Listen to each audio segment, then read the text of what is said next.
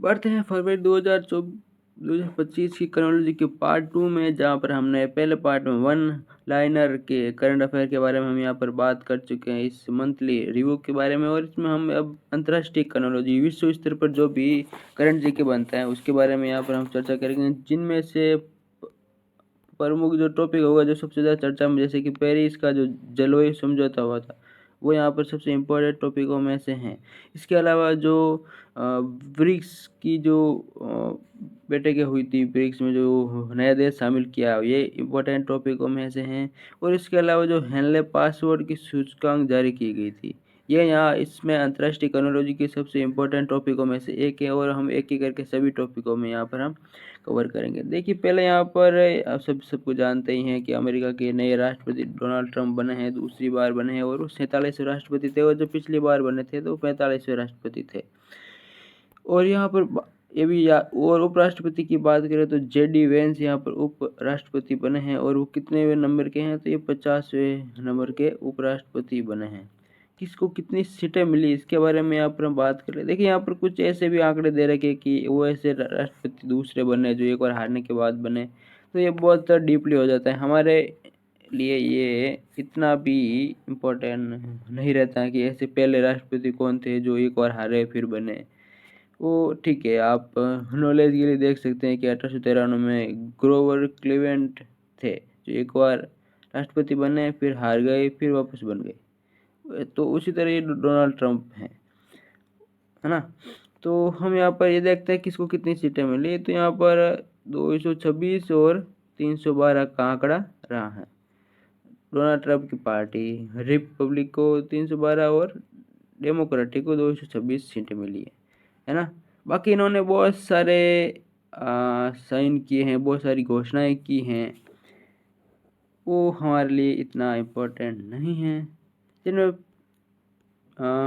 Social media और media के चर्चा के मामले में ये ज़रूर रहा है, लेकिन हम यहाँ पर एग्ज़ाम के पर्सपेक्टिव से देख रहे हैं ना, कि सोशल मीडिया के व्यूज ट्रेंडिंग के आधार पर हम यहाँ पर नहीं देख रहे हैं ना। 47 राष्ट्रपति डोनाल्ड ट्रंप बने, 50वें उपराष्ट्रपति जेडी वांस बने, ये इम्पोर्टेंट है। बस इसमें इतना ही, बाकी इतना कुछ गहरा पढ़ने की आवश्यकता नहीं है।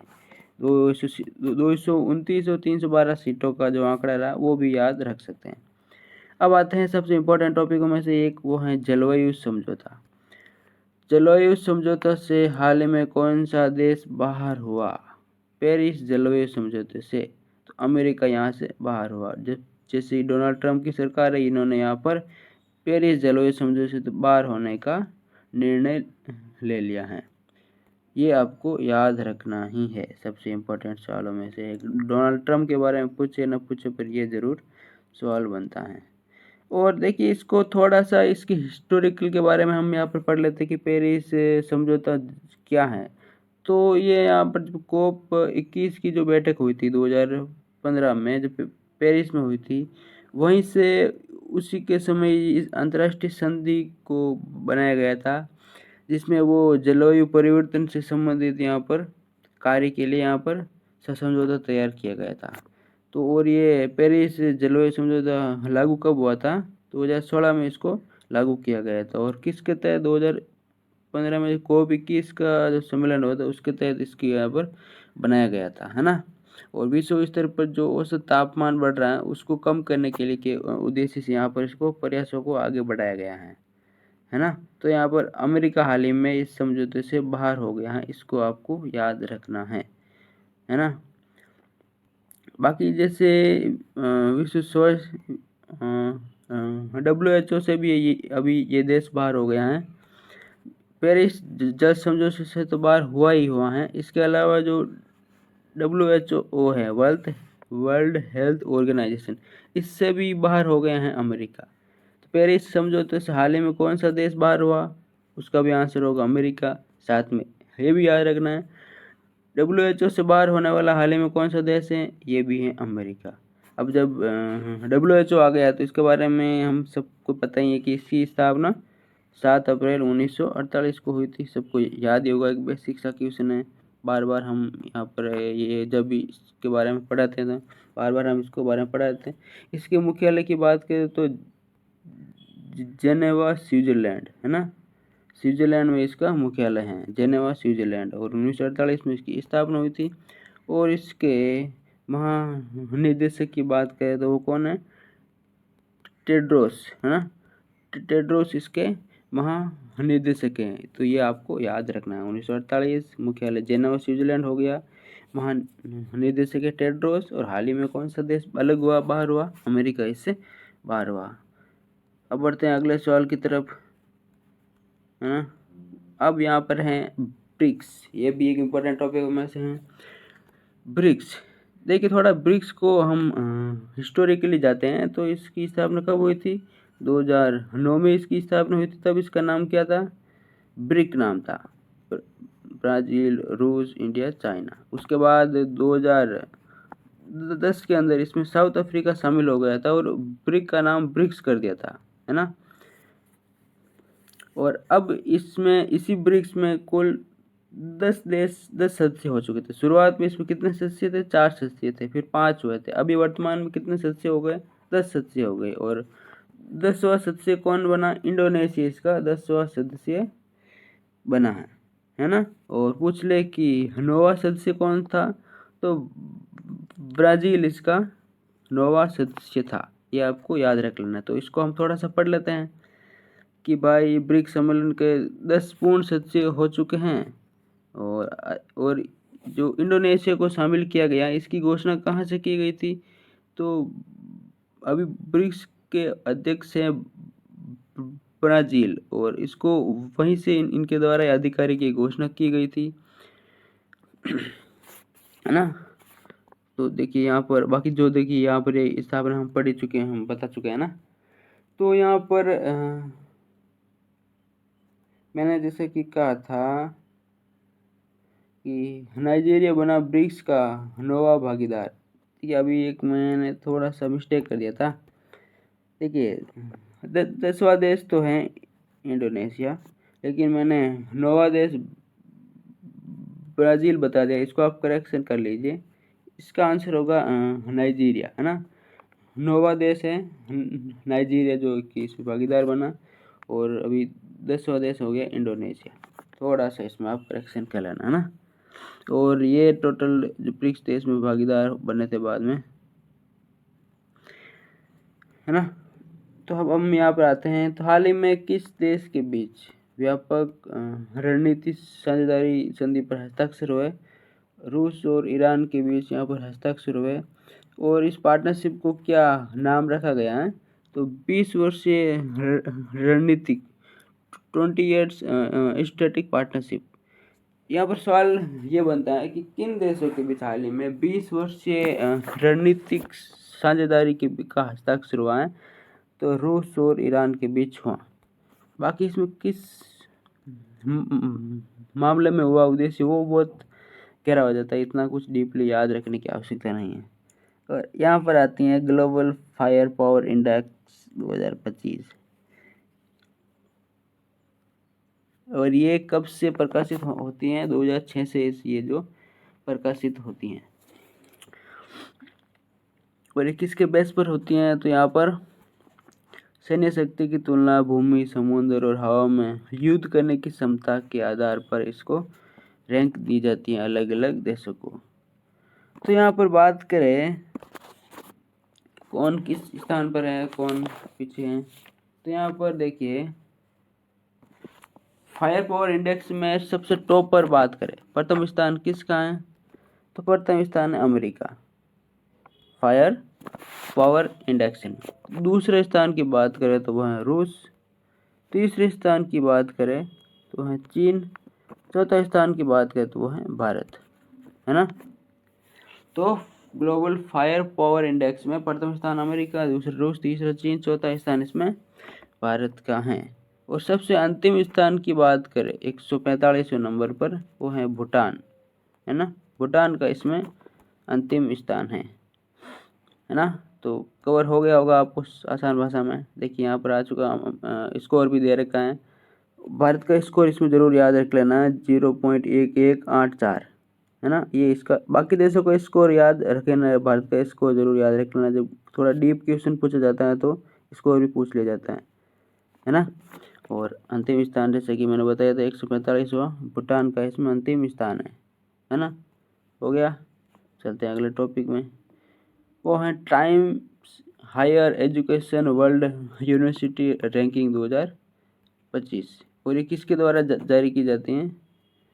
तो ये टाइम्स हायर एजुकेशन के द्वारा ही जारी की जाती है और उन्हीं के नाम से ये मतलब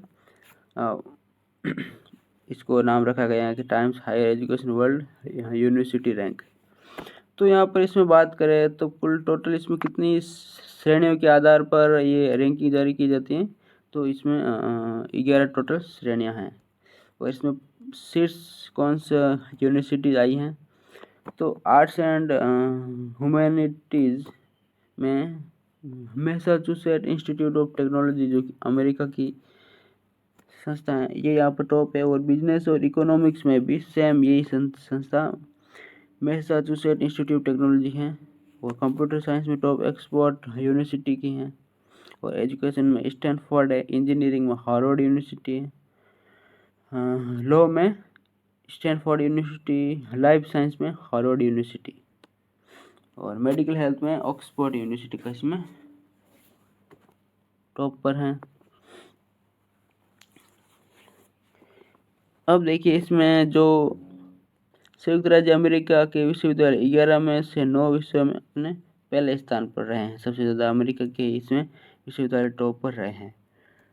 भारत की बात करें तो 100 और शीर्ष 100 रैंकिंग में एकमात्र भारत की संस्था कौन सी शामिल है? तो भारतीय विज्ञान संस्था IISc ये इसमें शामिल है, ये जरूर याद रखना है। और सबसे ज़्यादा किस देश की यूनिवर्सिटीज़ है इसमें? तो अमेरिका की इसमें यूनिवर्सिटीज़ हैं, है ना। और इसकी जो भारतीय विज्ञान संस्था बेंगलुरु है, इसका स्थान की बात करें तो कंप्यूटर विज्ञान में 96 रैंकिंग में, इंजीनियरिंग में 99वां स्थान हासिल किया है ना। अब यहाँ पर आते हैं विश्व जलवायु मामले में। तो पृथ्वी का अब तक का सबसे गर्म वर्ष कौन सा रहा है? तो 2024 ही अब तक का सबसे गर्म वर्ष रहा है। और ये तापमान की जो एजेंसी द्वारा कब से तापमान दर्ज किया जा रहा है? तो 1950 में तापमान दर्ज करने की शुरुआत की गई थी और इस पूरे आंकड़े में अब तक का सबसे गर्म वर्ष कोई रहा है तो वो 2024 गर्म वर्ष रहा है। और इसमें कितना तापमान बढ़ा है पहले के मुकाबले? तो 1.5 डिग्री सेल्सियस का तापमान बढ़ा है ना। तो अब तक का ये सबसे गर्म वर्ष कौन सा रहा है? 2024 सबसे गर्म वर्ष रहा है। बस इसमें इतना ही याद रखना है।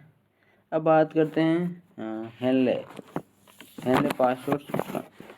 पहले तो ये हेनले की रिपोर्ट किसके द्वारा जारी की जाती है ये हम देख लेते हैं। जारीकर्ता कौन सी है? हेनले एंड पार्टनर्स, ये इसके द्वारा इनको ये जारी की जाती हैं। और इसमें प्रथम स्थान किसका है? सिंगापुर इसमें प्रथम स्थान है। दूसरे स्थान इसमें किसका है? जापान का इसमें दूसरा स्थान है ना। और टोटल 199 वैश्विक पासवर्डों की स्थलों में आधार पर रैंकिंग की जाती हैं। और इसमें अमेरिका का भी स्थान दिया हुआ है, तो इसमें गिरकर 7वें पायदान से गिरकर 9वें स्थान पर आ गया। हालांकि ये अमेरिका को कुछ बात याद रखनी आवश्यक है, आपको बस याद रखना है टॉप पर कौन सा है? सिंगापुर, दूसरा जापान, 195 स्कोर इसका याद रखना। तीसरे स्थान पर यह देश है फिनलैंड, फ्रांस, जर्मनी, इटली, दक्षिण कोरिया, स्पेन, ये इतने सारे देश। तीसरे स्थान पर पायदान में कितने देश है? 1 2 3 4 5 6, टोटल 6 देश है जो तीसरे स्थान पर हैं। और अब हम यहाँ पर अंतिम स्थान पर बात करें तो सबसे लास्ट रैंक किसकी है? अफगानिस्तान इसमें अंतिम स्थान है ना। अब भारत की बात कर लेते हैं तो भारत में इसमें 85वां स्थान हासिल किया है 2025 में। और पिछली बार बात करें तो इसमें 80वां स्थान था। अब 5 रैंक की गिरावट आई है। तो पिछले साल की भी पूछ सकते हैं कि 2024 में हेनले पासवर्ड सूचकांक में भारत का स्थान क्या था? 80वां स्थान था। 2025 में क्या स्थान है? 85वां स्थान है ना। और कुल कितने देशों में वीज़ा फ्री? 57 वीज़ा मुक्त स्कोर के साथ हैं, ये हमारा स्कोर है। और अब बात कर लेते हैं सिंगापुर के राष्ट्रपति कौन है। तो सिंगापुर के राष्ट्रपति थरमन सन मुगरतम। ये सिंगापुर के राष्ट्रपति है जिन्होंने हाल ही में भारत की यात्रा की थी, है ना। तो इस वजह से ये चर्चा में है। तो ये हमने अंतर्राष्ट्रीय क्रोनोलॉजी का पार्ट 2, जिसमें हमने अंतर्राष्ट्रीय स्तर पर जो भी करंट अफेयर बनता है उसके बारे में हमने यहाँ पर पढ़ा है। और जो भी अगला मैं जो पार्ट लेके आऊँगा उसमें हम राष्ट्रीय क्रोनोलॉजी, जो कि हमारे राष्ट्रीय स्तर पर देश के अंदर क्या क्या करंट अफेयर बनता है उसके बारे में यहाँ पर चर्चा करेंगे। तो फिलहाल इसमें अंतर्राष्ट्रीय परिदृश्य यानी अंतर्राष्ट्रीय स्तर पर जो करंट अफेयर था वो हमने इसमें यहाँ पर पढ़ लिया है। और बाकी इसकी पीडीएफ के लिए मैं डिस्क्रिप्शन में टेलीग्राम की लिंक डाल दूंगा, वहाँ से आप इसकी पीडीएफ, इस क्रोनोलॉजी की पीडीएफ भी डाउनलोड कर सकते हैं। फिलहाल इस वीडियो में इतना ही। Thank you.